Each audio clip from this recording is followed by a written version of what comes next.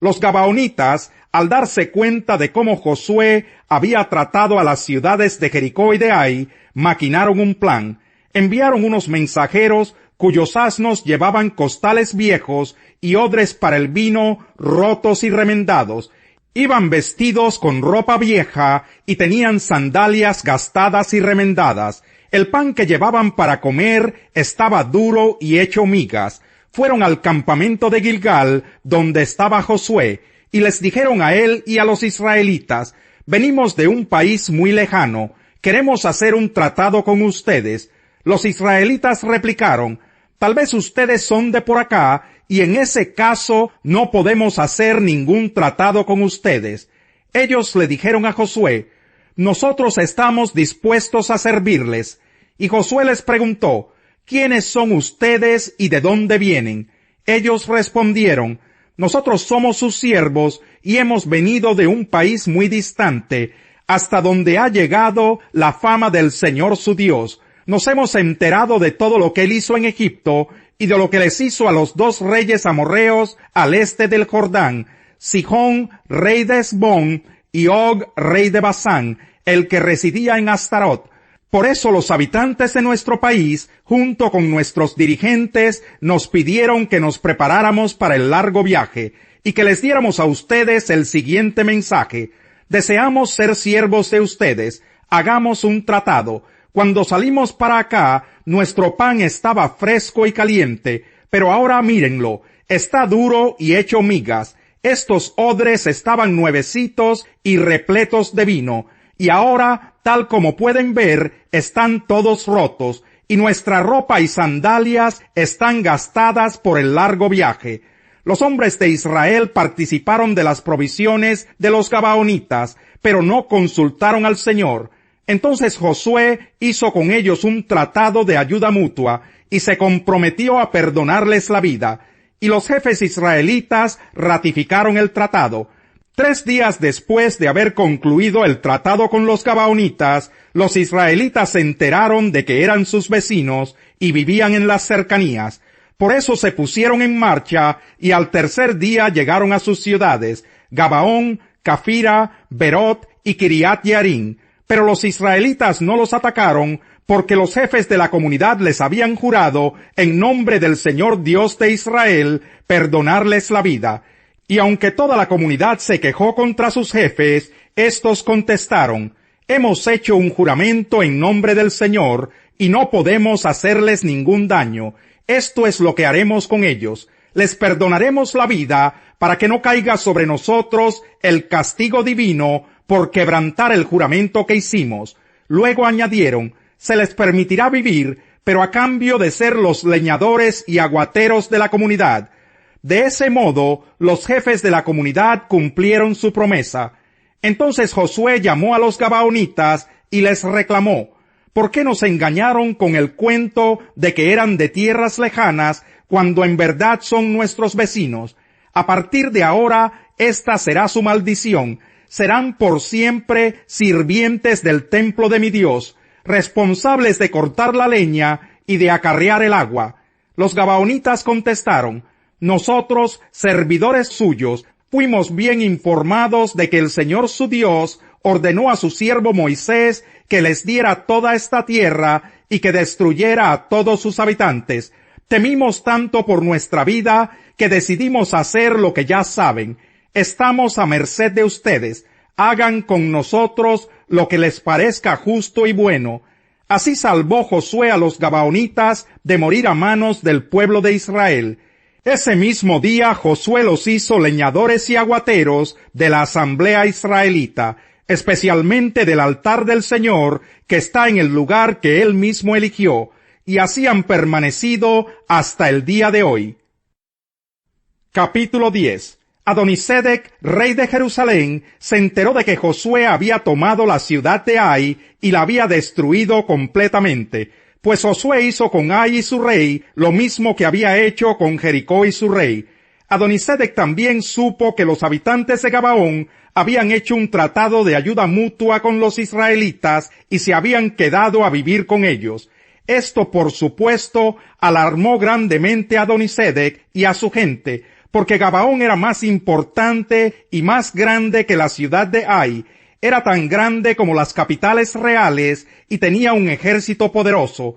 Por eso Adonisedec envió un mensaje a los siguientes reyes: Oán de Hebrón, Pirán de Jarmut, Jafía de Laquis y Debir de Eglón. El mensaje decía: únanse a mí y conquistemos a Gabaón, porque ha hecho un tratado de ayuda mutua con Josué y los israelitas. Entonces los 5 reyes amorreos de Jerusalén, Hebrón, Jarmut, Laquis y Eglón se unieron y marcharon con sus ejércitos para acampar frente a Gabaón y atacarla. Los gabaonitas, por su parte, enviaron el siguiente mensaje a Josué, que estaba en Gilgal: no abandone usted a estos siervos suyos, venga de inmediato y sálvenos. Necesitamos su ayuda, porque todos los reyes amorreos de la región montañosa se han aliado contra nosotros. Josué salió de Gilgal con todo su ejército, acompañados de su comando especial. Y el Señor le dijo a Josué: no tiembles ante ellos, pues yo te los entrego. Ninguno de ellos podrá resistirte. Después de marchar toda la noche desde Gilgal, Josué los atacó por sorpresa. A su vez, el Señor llenó de pánico a los amorreos ante la presencia del ejército israelita, y éste les infligió una tremenda derrota en Gabaón. A los que huyeron los persiguieron por el camino de Bet-Jorón y acabaron con ellos por toda la vía que va a Aseca y a Maquedá. Mientras los amorreos huían de Israel, entre Bet-Jorón y Aseca, el Señor mandó del cielo una tremenda granizada que mató a más gente de la que el ejército israelita había matado a filo de espada. Ese día en que el Señor entregó a los amorreos en manos de los israelitas, Josué le dijo al Señor en presencia de todo el pueblo: Sol, detente en Gabaón; luna, párate sobre Ayalón. El sol se detuvo y la luna se paró, hasta que Israel se vengó de sus adversarios. Esto está escrito en el libro de Jaser. Y en efecto, el sol se detuvo en el cenit, y no se movió de allí por casi un día entero. Nunca antes ni después ha habido un día como aquel. Fue el día en que el Señor obedeció la orden de un ser humano. No cabe duda de que el Señor estaba peleando por Israel. Al terminar todo, Josué regresó a Gilgal con todo el ejército israelita. Los 5 reyes habían huido y se habían refugiado en una cueva en Maquedá. Tan pronto como Josué supo que habían hallado a los 5 reyes en la cueva, dio la siguiente orden: coloquen rocas a la entrada de la cueva y pongan unos guardias para que la vigilen. Que nadie se detenga, persigan a los enemigos y atáquenlos por la retaguardia. No les permitan llegar a sus ciudades. El Señor Dios de ustedes ya se los ha entregado. Josué y el ejército israelita exterminaron a sus enemigos. Muy pocos de estos pudieron refugiarse en las ciudades amuralladas. Finalmente, todos los israelitas retornaron a Maquedá sanos y salvos. Nadie en la comarca se atrevía a decir nada contra Israel. Entonces Josué mandó que destaparan la entrada de la cueva y que le trajeran los 5 reyes amorreos. De inmediato sacaron a los 5 reyes de la cueva, los reyes de Jerusalén, Hebrón, Jarmut, Laquis y Eglón. Cuando se los trajeron, Josué convocó a todo el ejército israelita y les ordenó a todos los comandantes que lo habían acompañado: acérquense y písenles el cuello a estos reyes. Los comandantes obedecieron al instante. Entonces Josué les dijo: no teman ni den un paso atrás. Al contrario, sean fuertes y valientes. Esto es exactamente lo que el Señor hará con todos los que ustedes enfrenten en batalla. Dicho esto, Josué mató a los reyes, los colgó en 5 árboles y allí los dejó hasta el atardecer. Cuando ya el sol estaba por ponerse, Josué mandó que los descolgaran de los árboles y los arrojaran en la misma cueva donde antes se habían escondido. Entonces taparon la cueva con unas enormes rocas que permanecen allí hasta el día de hoy. Ese mismo día Josué tomó Maquedá y mató a filo de espada a su rey y a todos sus habitantes. Nadie quedó con vida. Y al rey de Maquedá le sucedió lo mismo que al rey de Jericó. De Maquedá, Josué y todo Israel se dirigieron a Libná y la atacaron.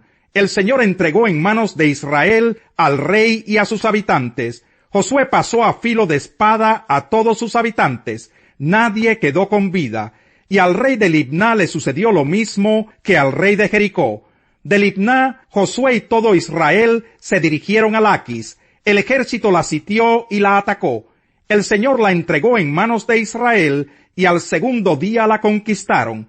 Todos en Laquis murieron a filo de espada, tal como había sucedido con Libná. Además, Orán, rey de Geser, que había salido a defender a Laquis, fue totalmente derrotado junto con su ejército. Nadie sobrevivió a la espada de Josué. De Laquis, Josué y todo Israel se dirigieron a Eglón, sitiaron la ciudad y la atacaron. En un solo día la conquistaron y destruyeron a todos a filo de espada, tal como lo habían hecho con Laquis. De Eglón, Josué y todo Israel se dirigieron a Hebrón y la atacaron. El ejército israelita tomó la ciudad y la pasó a filo de espada, de modo que nadie, ni el rey ni ninguno de los habitantes de la ciudad y de sus aldeas, escapó con vida. Y tal como sucedió en Eglón, Hebrón fue destruida completamente. De Hebrón, Josué y todo Israel se dirigieron a Debir y la atacaron. Se apoderaron de la ciudad, de su rey y de todas sus aldeas, y mataron a filo de espada a todos sus habitantes. Nadie quedó con vida, todo fue arrasado. A Debir le sucedió lo mismo que les había sucedido a Libná, a Hebrón y a sus respectivos reyes. Así Josué conquistó toda aquella región, la cordillera, el Negev, los llanos y las laderas. Derrotó a todos sus reyes sin dejar ningún sobreviviente. Todo cuanto tenía aliento de vida fue destruido completamente. Esto lo hizo según el mandato del Señor, Dios de Israel. Josué conquistó a todos, desde Cades Barnea hasta Gaza, y desde la región de Gosén hasta Gabaón.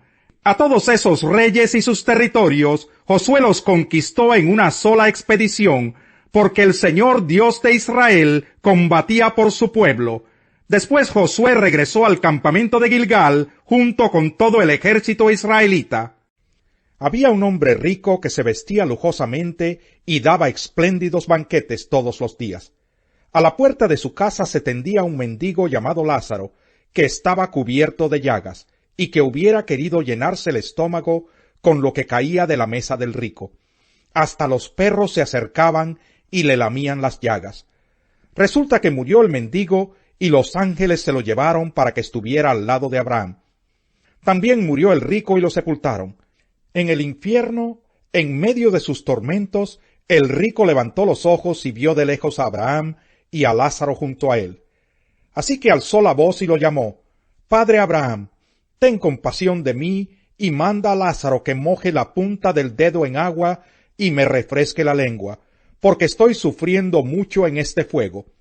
Pero Abraham le contestó: Hijo, recuerda que durante tu vida te fue muy bien, mientras que a Lázaro le fue muy mal, pero ahora a él le toca recibir consuelo aquí, y a ti sufrir terriblemente.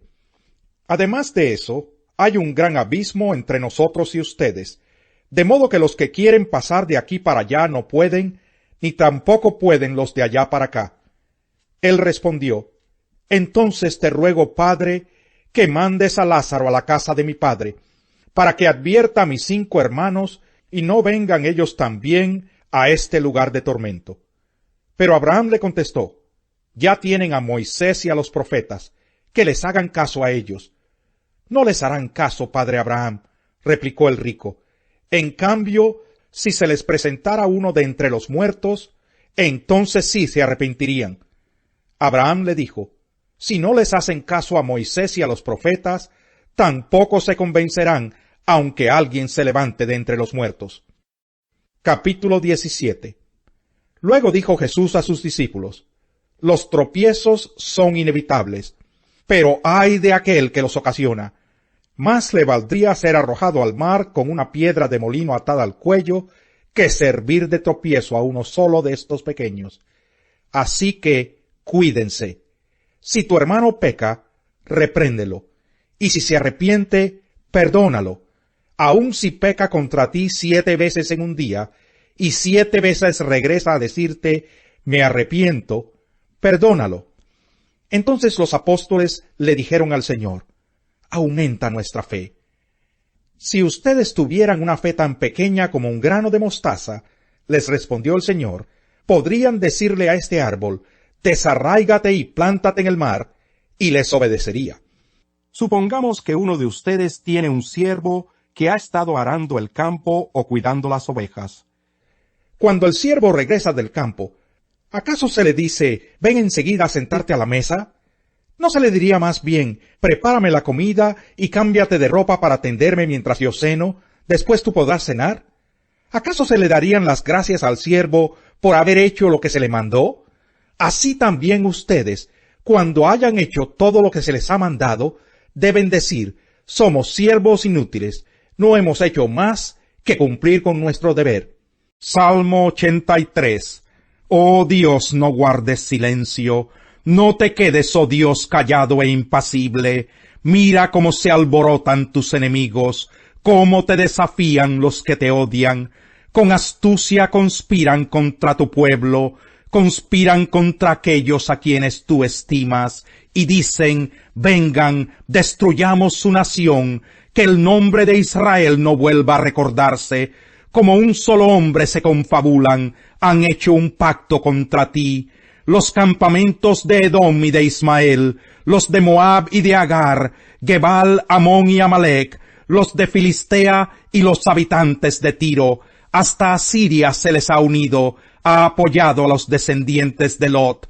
Haz con ellos como hiciste con Madián, como hiciste con Sísara y Jabín en el río Quizón, los cuales perecieron en Endor, y quedaron en la tierra como estiércol.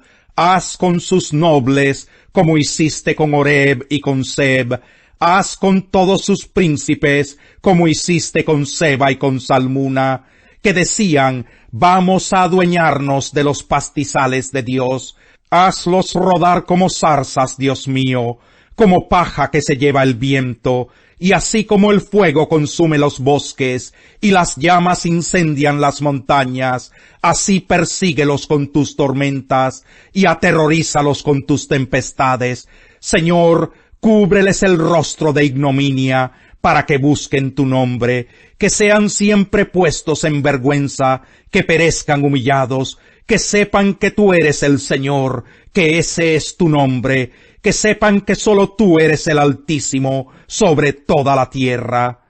El perezoso ambiciona y nada consigue, el diligente ve cumplidos sus deseos.